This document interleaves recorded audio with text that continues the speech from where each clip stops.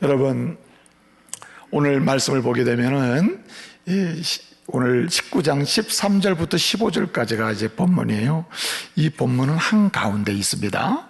19장 본문의 한가운데 있는 내용이고요. 이 13절부터 15절 이 가운데 두고 이 어린아이를 축복하시는 우리 예수님의 안수 사건이거든요. 그래서 이 어린아이를 부모가 어떻게 하나님의 사람으로 행복한 일꾼으로 즐겁게 명랑하게 자라면서 하나님의 어린이로서 그 세대로서 하나님의 일꾼으로 아주 즐겁게 행복한 일꾼으로 양육해야 하는지를 오늘 본문은 가르쳐주고 있거든요. 그런데 이 본문이 가운데 놓여있는 이 본문 앞에는 이혼 사건이 설명되고 있습니다. 이 결혼한 사람들의 이혼의 문제를 다루고 있고요. 그 다음에 오늘 본문 15절 이후에 16절부터는 마지막까지는 재물 사건을 다루고 있습니다. 돈 많은 청년의 이야기를 다루고 있어요. 한마디로 돈 많은 사람의 이야기를 다루고 있습니다. 여러분, 이혼 사건은 어떤 이야기를 다루고 있습니까? 여러분, 이제 여러 가지 이혼적 사유가 많잖아요. 독특한 특별한 상황이 있는데 오늘 본문에서 이혼을 설명하면서 말하고자 하는 인간의 본성을 설명해 주고자 하는 것입니다. 여러분, 이혼이라는 것은 사람이 살면서 관계 속에서 많은 사람을 만나잖아요. 많은 사람을 만나고 공동체 속에서 관계적으로 살아가는 존재가 사람인데 이런 관계 속에서 관계를 맺으며 살아가다가 헤어진단 말이에요. 관계를 맺고 헤어지고 서로 이유를 가지고 헤어지기도 하고 이유 없이 헤어지기도 합니다만은 사람은 관계적 존재로서 관계를 맺고 산단 말이에요. 그 관계를 맺고 살 때 기본적으로 자기가 의지로 선택해서 하는 관계의 기본적인 가장 언약적 관계는 부부관계입니다. 한 남자와 한 여자가 만나는데 서로 선택하고 결정하는 거 아닙니까? 근데 이것은 인간이 살아가는 가운데서 가장 기본적 관계를 설명해주는 하나의 관계성을 가지고 있습니다. 그러니까 우리가 모든 살아가는 관계 속에서 이 관계를 풀어가는 기본적 관계가 바로 성경에서는 이 결혼 관계로 설명을 해준다는 거죠. 그런데 이제 오늘 이혼을 1절부터 12절까지 설명하는데 오늘 본문에서 이혼을 설명하면서 다룰 때 인간의 본성을 설명해 줍니다. 그 인간의 본성은 뭐냐면 자기중심적이고 이기적이라는 거예요. 인간의 타락한 본성의 특징이 뭐냐? 자기중심적이고 이기적이라는, 탐욕적이라는 것입니다.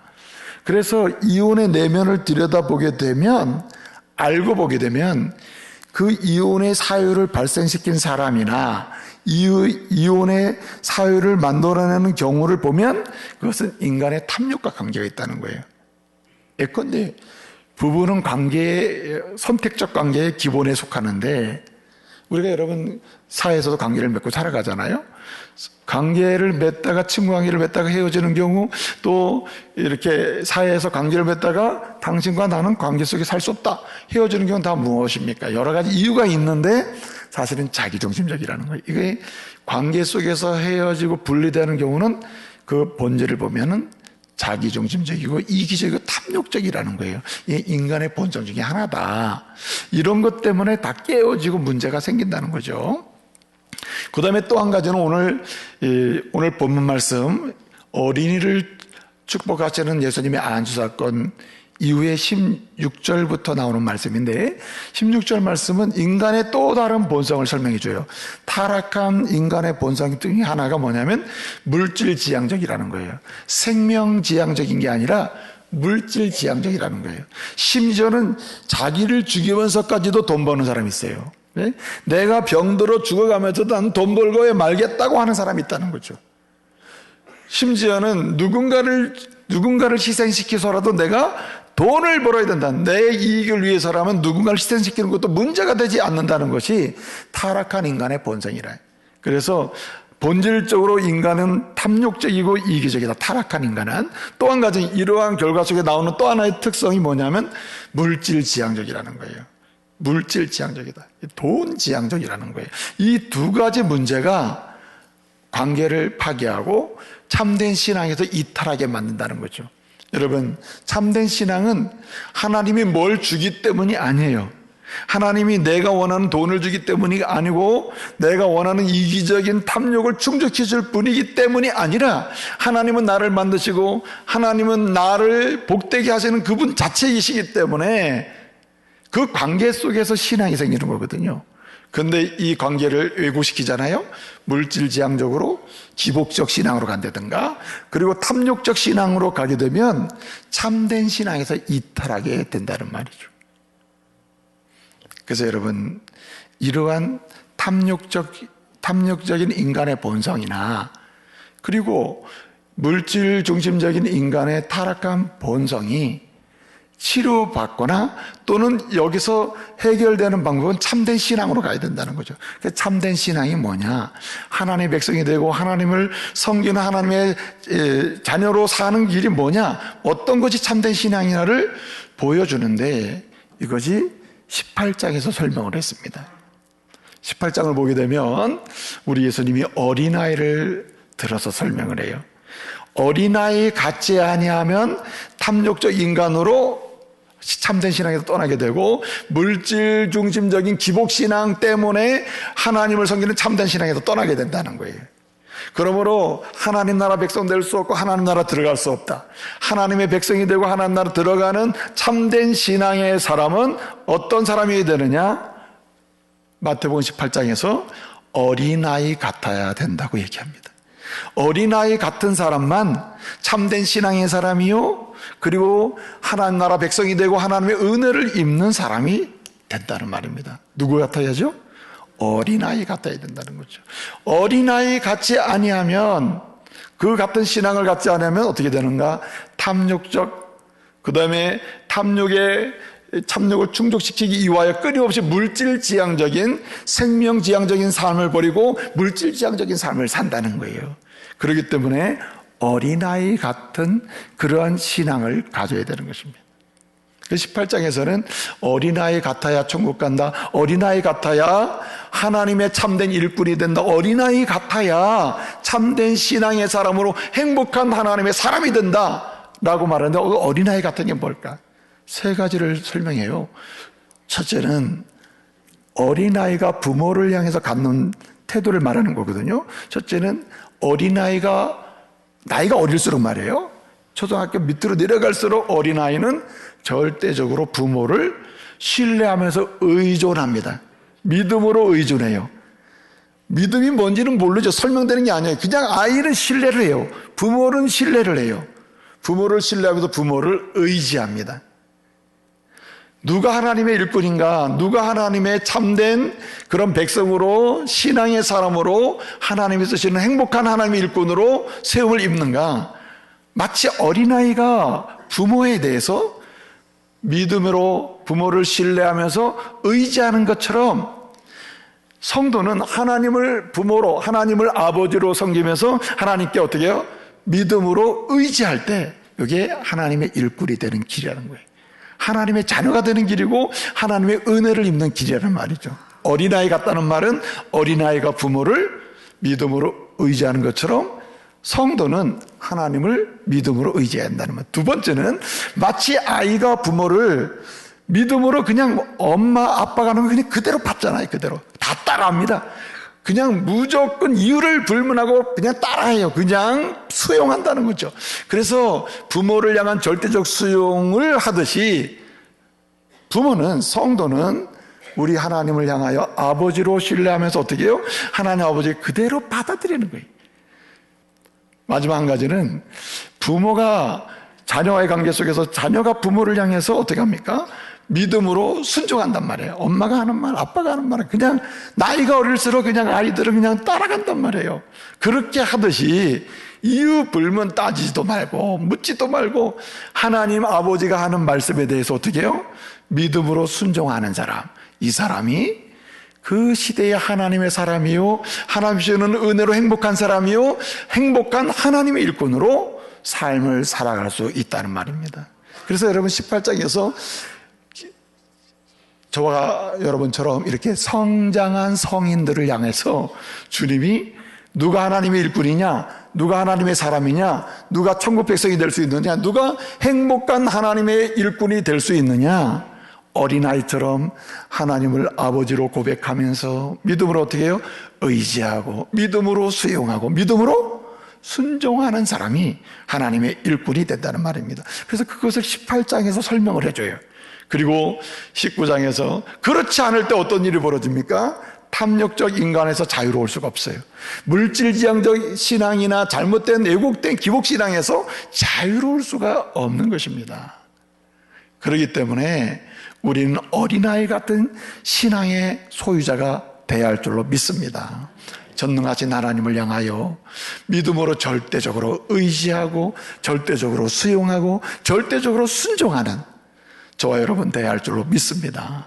그래서 우리가 이렇게 믿음으로 살잖아요.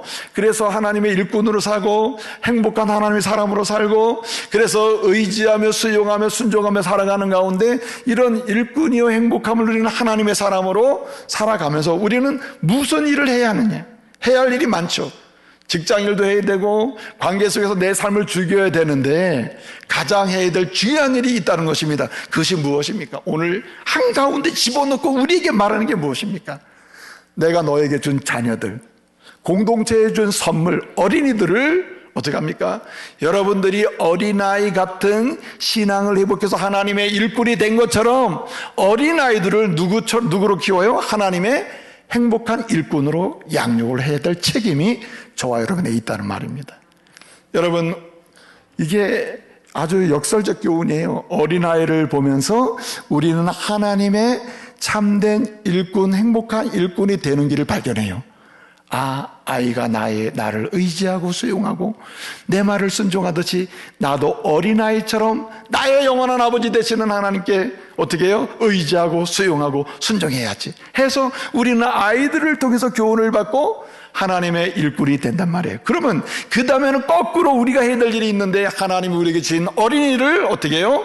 어린이는 지금 나에게 이런 부모를 수용하고 의지하고 순종하며 나에게 교훈을 줬다면 이제 우리에게 주신 이 어린이를 나를 향한 의지, 나를 향한 수용, 나를 향한 순종의 방향을 누구에게? 하나님 아버지께 돌려줘야 한다. 그래야 성장하면서 평생 행복한 하나님의 사람이요 하나님의 일꾼으로 살아가게 된다는 말입니다. 그래서 여러분 우리는 어린이 주일을 맞이해서 다시금 우리 교회도 우리 가정도 내 인생도 어린 아이를 하나님의 사람이요 하나님의 행복한 일꾼으로 양육하는 그 일을 1순위로 삼는 은혜가 있기를 바랍니다. 이 일을 오늘부터 시작을 해야 되는 것이죠. 만약에 이런 자리에 서지 않으면 나도 모르게 때로는 1절에서 12절까지 주는 말씀 인간의 이기성과 탐욕적인 마음이 엄마로서 가지고 있고 아빠로서 가지고 있기 때문에 아이가 학대가 됩니다. 때로는 재물 많은 청년이 근심에 돌아간 것처럼 재물 중심으로 돈 벌어야 된다고 하는 일차적 가치관을 가지고 움직이다 보면 때로는 남편을, 때로는 아내를, 때로는 자녀를 학대하게 되는 거예요. 돈을 많이 벌고 난 다음에 내 자녀에게 재산을 물려주는 아버지가 되겠다 입니까? 아니면은 돈을 장차 물려줄 재산이 없을지라도 오늘 지금 여기서 내 자녀를 하나님의 사람이요 하나님의 행복한 사람이요 하나님의 행복한 일꾼으로 양육하는 일이 우선돼야 합니까? 무엇이냐 말이에요. 오늘 말씀은 우리에게 교훈을 주는 거예요. 나중이 아니라 오늘 지금 여기서 당신의 자녀를, 우리의 어린이들을 하나님의 사람으로, 행복한 사람으로, 유쾌하고 즐겁고 그들의 비전을 꿈을 꾸며 자라가도록 하나님의 일꾼으로 양육하는 것, 이것이 1순위요 최고의 사명이요 우리의 해야 될 일이 되어야 할 줄로 믿습니다. 자, 어떻게 하면 우리는 우리의 자녀를 하나님의 사람이요 하나님의 행복한 사람이요 하나님의 행복한 일꾼으로 양육할 수 있습니까? 가장 중요한 방법은요 우리 예수님을 만나게 해야 돼요. 만나게 하는데 한 번 만나주고 하는 게 아니에요. 계속 예수님을 만나게 하는 일에 엄마 아빠 우리 교회 성도들이 어린이를 위하여 힘써야 할 줄로 믿습니다. 여러분 아주 뭐랄까요 인카운터먼트랄까요? 어떤 각성되는 어떤 독특한 순간이 있거든요. 사람이 눈이 확 열리는 순간이 있어요. 영혼의 눈이 열리는 순간이 있어요. 여러분 누구를 만나느냐에 따라서 인생이 바뀔 수 있는데요, 많은 사람을 만나는데 독특하게 어떤 사람을 만났을 때 그 사람의 인생이 변화되는 독특한 경험을 하게 되는 경우가 많잖아요. 우리 그런 게 있잖아요. 내가 언제 누굴 만났는데 그때 내가 다짐하게 됐다, 변하게 됐다, 생각하게 됐다, 이런 거 있잖아요. 근데 여러분, 세상을 살면서 부모로서 또는 장년 세대로서 우리 어린아이들에게 만나게 될 사람 많아요. 여러분이 성장하면서요, 또 사회생활하면서 우리 자녀에게는 이분을 꼭 만나야 되겠다, 여러분 꼭 만나게 드리세요. 돈을 들여서도 만나게 주세요. 여러분, 결정적인 뭔가 각성이나 변화의 순간이 올 겁니다. 터닝 포인트가 일어나요. 근데 여러분, 성경은 사람도 만날 만한 사람이 있는데 그것부터 허종이만 보자면 오늘 말씀은 예수를 만나게 하라는 거예요. 그래서 오늘 말씀 보게 되면 13절에 그 사람들이 자기의 어린아이들을 예수님께 데려왔다 그랬어요. 데려오매 여기 데려왔다는 말은요, 반복이에요. 반복. 한 번 끝나는 게 아니고요, 데려오고 데려왔다는 거예요. 계속 미완료입니다. 미완료. 계속 하는 것입니다. 여러분, 우리 세대의 한 자녀가 태어나면요, 초등학교 6학년에 어떤 예를 들어서요, 한 12년 13년의 시간이 부모의, 말하자면 무릎 아래서 부모의 영향권 속에 있는 때가 있어요. 그때 우리는 어떻게 되느냐, 아이를 예수님을 만나도록 해줘야 한다는 거예요. 이건 부모가 주는 최고의 선물이 되는 것이죠. 여러분, 그래서 오늘 본문상에 보게 되면 사실은 딜레마가 있어요. 딜레마가 뭐냐면, 그 당시에 유대인들이 존경하는 랍비 선생님들을 만나게 해주는 게 자녀를 위한 그 일꾼으로 양육하는 굉장히 중요한 방법인데, 예수님이 소문이 났어요. 소문이 났는데 그 시대의 지도자들, 바리새인이나 서기관이나 대제사장이나 제사장들이나 지도자들, 훌륭한 선생님이라고 하는 사람들이 전부 뭐라고 하냐면, 절대로 저 예수는 만나지 마라. 예수 만나면 안 돼. 저분 좋은 사람 아니야. 사람들은 훌륭하다고 생각하는데 아니야. 이래 못 만나게 자꾸만 하는 거예요. 그런 경우 있죠. 못 만나게 하는. 그런데 이러한 사회적으로 지도층이 못 만나게 하는데도 불구하고 어떻습니까? 그러한 사회적인 제약을 무릅쓰고도 우리 부모들이 이 본문에 보면 예수님 만나는 게 우리 아이가 정말 양육되는 길이요, 뭔가 복받는 길이요, 은혜 받는 길이요, 미래가 열리는 길이다 확신을 하고 만나게 하는 거예요. 이 아이가 하나님의 복을 받은 줄 믿으시기 바랍니다. 그래서 하나님이 복을 주셨다는 얘기 아닙니까?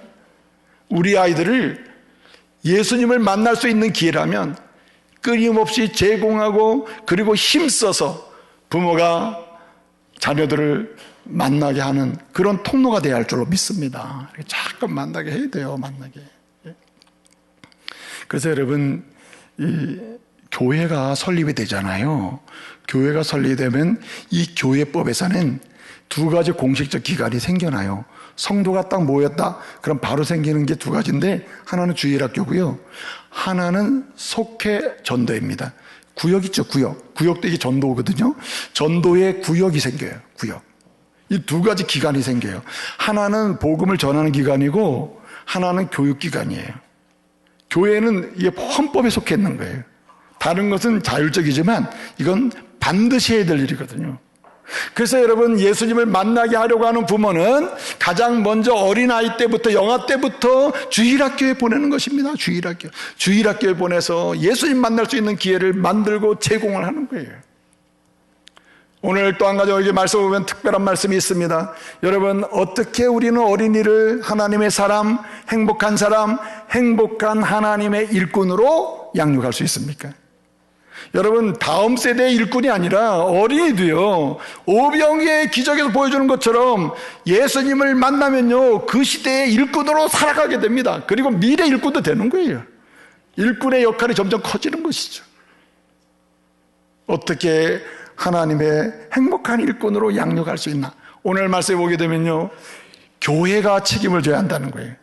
오늘 보니까 이 엄마들은요, 아빠들은 예수님을 만나게 해야 축복의 길이 열린다, 인생 길이 열린다, 평생 행복한 하나님의 사람으로 그 어떤 문제도 이겨나가며 살 수 있다, 영원한 하나님 나라를 향해 전진할 수 있다, 이런 고백을 가지고 이렇게 양육을 했는데 데리고 왔는데 오늘 본문 보니까 제자들이 어떻게 했어요? 꾸짖었다 그랬어요. 지금 예수님이 바쁜데 예수님은 어린이를 상대할 뿐이 아니야. 어린이는 그 당시에 주변인이었거든요. 개수도 안 들고 변두리 인생이었거든요. 여자와 어린이는 개수에도 안 든단 말이에요. 어린이는 경시하는 시대였단 말이죠. 그러니까 여러분, 제자들도 동일한 그 시대의 사회상을 발행했을 거예요. 어린이가 왜 여기 와가지고 어른들 하는 일을 이렇게 어렵게 만드느냐는 거죠. 18장에서 어린아이 같지 아니하면 하나님의 백성 될 수, 일꾼 될 수 없다는 말씀을 받았음에도 불구하고 제자들은 이러한 엉뚱한 소리를 하는 거예요. 여러분, 오늘 이 시대도 마찬가지예요. 하나님의 교회가 부흥을 하고 가정이 건강하게 부흥한 하나님의 은총을 경험하려면요, 아이를 중심에 놓아야 됩니다. 아이를 변두리로 놓으면 안 돼요. 하나님의 건강한 교회는 아이가 중심이 돼야 돼요. 어느 나라든지 간에요, 여러분, 그 나라의 모든 계획과 설계 중에 중심에 교육이 있어야 돼요. 교육이.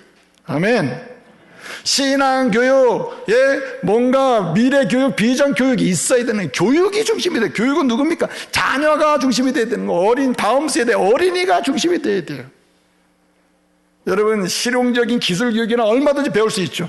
기술교육은 장년들도 필요합니다. 그러나 어린이는 실용, 기술, 뭔가 기술을 배워서 익히는 이것 이전에 마음의 소양, 인격, 사랑, 영적인 충만함, 이것을 익혀야 되는 거거든요.